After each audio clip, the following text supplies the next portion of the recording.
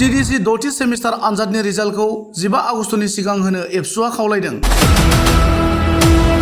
15 आगस्तनि आगोलावनो बड'लेण्ड इउनिभारसिटिया डिग्री सेमिस्टारनि 6 सेमिस्टारनि रिजाल्टखौ जों होनो थाखाय जों खावलायदों।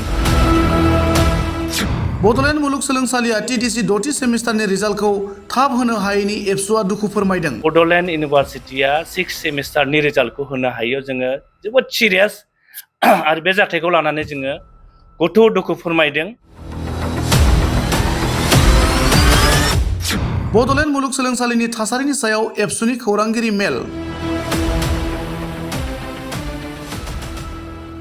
स्टुडेन्टआनो बाहेराव जायफोर मोजां स्टुडेन्टफोरा बड'लेण्ड इउनिभारसिटिनि आन्डाराव थानाय कलेजनि जायफोर मोजां फरायसाफोर गुबुन गुबुन इउनिभारसिटि बिथांमोना एडमिसन लाहैनो सानदोंमोन। बड'लेण्ड इउनिभारसिटिया डिग्री 6 सेमिस्टारनि रिजाल्टखौ होयैनि थाखायनो गोबां फरायसाफोरा गोबां इउनिभारसिटियाव एडमिसन लानायनिफ्राय बिथांमोना गोजानाव थानो गोनां जादों। आरो बे रिजाल्ट होयैखौ लानानै दुलाराय बर' फरायसा आफादा बड'लेण्ड इउनिभारसिटिनि examination controller deputy examination controller बिथांखौ जों गोबां खेब जों बिथांमोनखौ जोङो लोगो हमनानै सावरायदों। बड'लेण्ड इउनिभारसिटिनि डिग्रीनि 6 सेमिस्टारनि रिजाल्टखौ थाबैनो होनांगौ होननानै आरो बिथांमोना जोंनि गले गले खावलायनायाव दायो बिथांमोना रिजाल्टखौ होनो थाखाय साखाफारा जादों।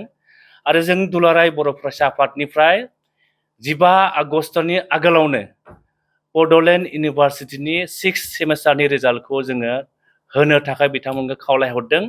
जों बिथांमोनखौ जेब्ला लोगो हमो controller of examination deputy controller of examination बिथांमोना जोंनो फोरमायदों जे जोंनि मोनब्रै जिल्लायाव क'क्राझार, चिरां, बाक्सा आरो उदालगुरि बे मोनब्रै जिल्लायाव बड'लेण्ड इउनिभारसिटिनि मोन 14टा जन दङ। बे जननि रिजाल्टखौ बिथांमोना जननिफ्राय थाब बड'लेण्ड इउनिभारसिटिसिम हरनो हायैनि थाखायनो बिथांमोननि रिजाल्ट होनायाव गोबाव जादों होननानै बिथांमोना जों फोरमायदों। ओंखायनो जोङो दुलाराय बर' फरायसा आफादा बड'लेण्ड इउनिभारसिटिया 6 सेमिस्टारनि रिजाल्टखौ होनो हायैयाव जोङो जोबोद सिरियास आरो बे जाथायखौ लानानै जोङो गोथौ दुखु फोरमायदों। बेखायनो जों थाबैनो खावलायदों 15 आगस्तनि आगोलावनो बड'लेण्ड इउनिभारसिटिया डिग्री सेमिस्टारनि 6 सेमिस्टारनि रिजाल्टखौ जों होनो थाखाय जों खावलायदों।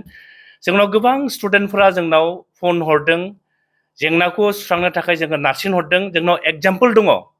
मैयासो जालांनाय कटन इउनिभारसिटियाव टंलानि सानै फरायसा मोजां फरायसा, सासेया जाहैबाय जोंसार नार्जारी इंलिश डिपार्टमेन्टनि आरो सासेया जाहैबाय जोंमासार नार्जारी टंला कलेजनि इंलिश डिपार्टमेन्टनि आरो सासेया जाहैबाय बिरगोस्रि बर' इक'नमिक्स डिपार्टमेन्टनि। बिथांमोना कटन इउनिभारसिटियाव एप्लाइ खालामदोंमोन आरो बिथांमोना एन्ट्रेन्स टेस्टआवबो क्वालिफाइड जादोंमोन। नाथाय 6 सेमिस्टारनि रिजाल्ट होयैनि थाखाय बिथांमोना मैया एडमिसननिफ्राय गोजानाव थानो गोनां जादों। आरो बिथांमोना आं एग्जाम्पलल'सो होदों।